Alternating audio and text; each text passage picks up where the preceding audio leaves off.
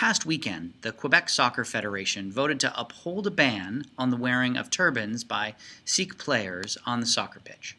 Brigitte Frot, the Director General of the Provincial Association, was asked what she would tell a 5-year-old boy in a turban who showed up to register to play soccer with his friends.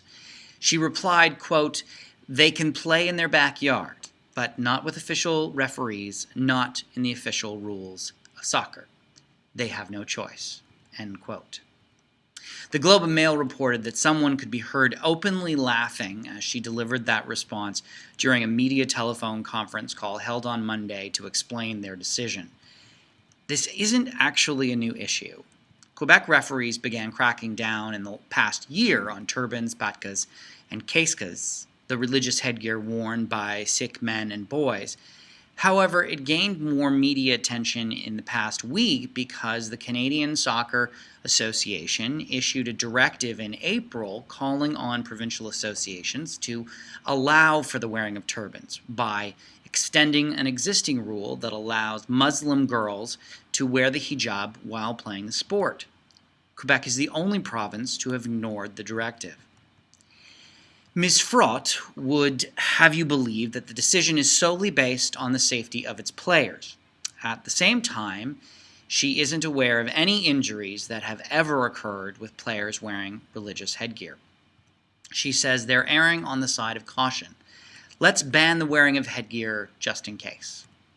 This argument doesn't really make any sense to me. It reminds me of an issue from last year in Quebec where a Muslim woman was kicked out of a French language course because she refused to remove her niqab. The reason was that it was imperative for the instructor to see her face in order to be able to judge her pronunciation. Of course, the argument is ridiculous since it suggests that blind people would therefore never be able to learn to speak at all. Admittedly, that is a dramatic extension of the argument, but the point I'm trying to make is that Ms. Frot's argument of safety first is masking what this is: racism, pure and simple. Quebec prides itself on being a secular society, and the origins of the concept of secularism stem from the 1800s and the right to freedom from governmental imposition of religion upon the people within a state. In other words, the separation of church and state. The governing Parti Québécois has said that in the fall it will introduce the Charter of Quebec Values with heavy focus on so-called secularism.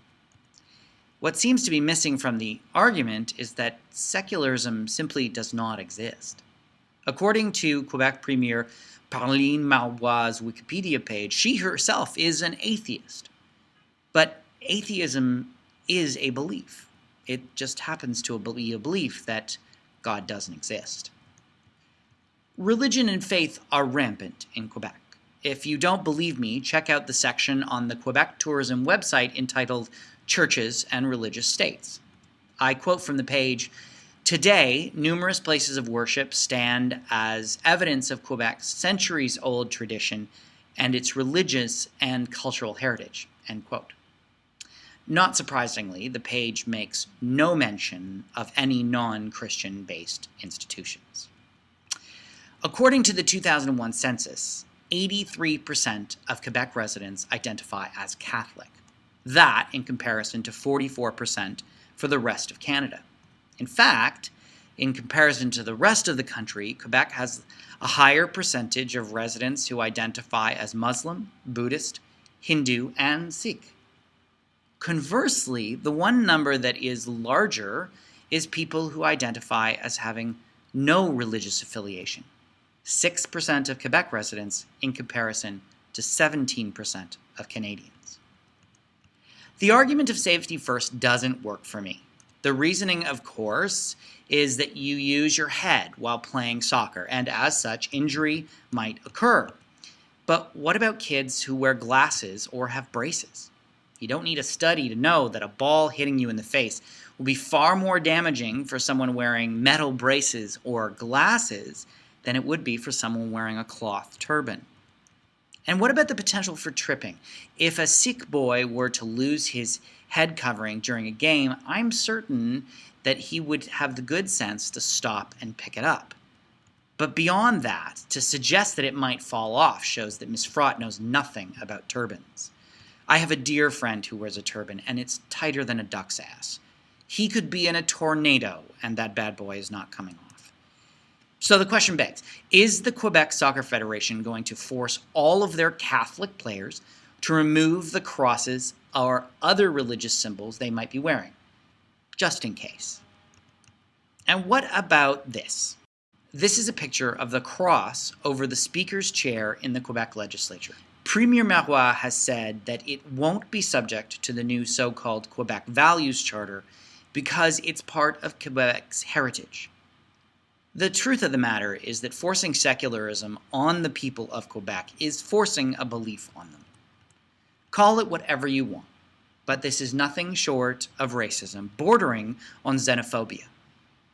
The Quebec government needs to wake up and realize that religion and faith, and more importantly, belief systems, are part of everyone's day-to-day lives.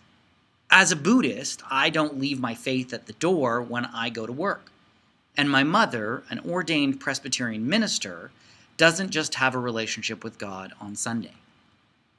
What Quebec needs to do is embrace diversity in all its forms, which includes all forms of belief, by creating a culture that understands and values difference as part of its society. The result of that will prove to be a more inclusive society and a more engaged and open population. Now, let's play ball.